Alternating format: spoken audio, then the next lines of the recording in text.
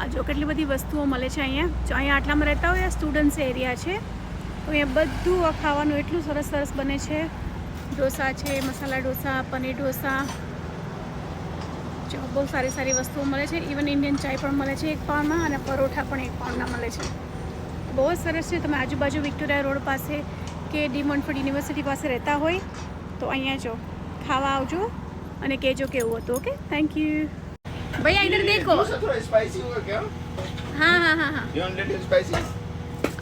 मुझे स्पाइसी चाहिए. I think 2 spicy करो, 1 मीडियम करो. एक मीडियम. ओके. ठीक है. चीज़ जैसा भी बहुत अच्छा था लास्ट टाइम.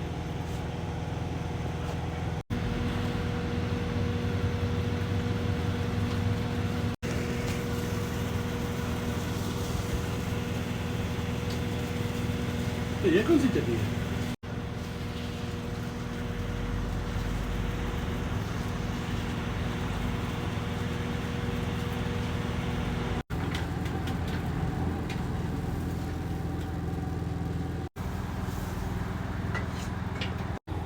स्टूडेंट है, लेकिन नेक्स्ट वीक से मुझे ये